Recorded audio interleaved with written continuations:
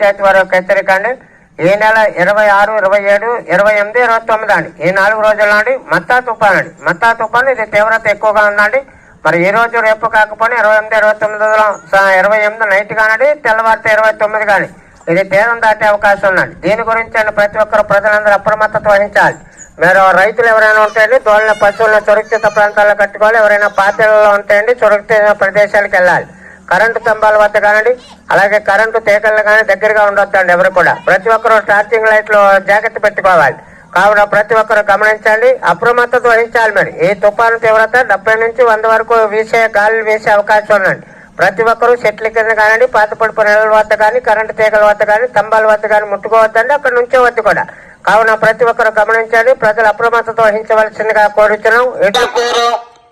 గ్రామ పంచాయతీ ప్రజలందరి విజ్ఞప్తి, ఈ నెల 27/10/2025 తేదీ నుండి 29/10/2025 తేదీ వరకు జిల్లా కలెక్టర్ గారు ఆదేశాల మేరకు తుఫాన్ హెచ్చరిక జారీ చేయబడినది.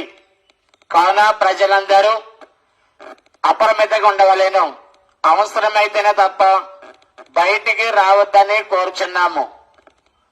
మరియు తాటాకు పెంకిటిల్లు గలవారు సురక్షిత ప్రాంతాలకు వెళ్ళవలేను.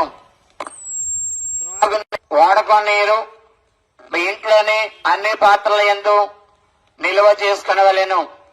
2 రోజులు కరెంటు ఉండని ఎడల పంచాయతీ వాటర్ ట్యాంకుల నుండి నీరు సరఫరా ఉండకపోవచ్చును. మీకు అవసరమైన అన్ని రకాల మందులు, నిత్యావసర సామాగ్రి ఈ రోజు ఏర్పాటు చేసుకునవలెను. చెట్ల కింద వర్షం సమయంలో ఎవరు ఉండరాదు. కాచిన చల్లార్చిన మంచినీరు త్రాగవలెను. ఇట్లా బెల్లకూరు గ్రామ పంచాయతీ కార్యదర్శి.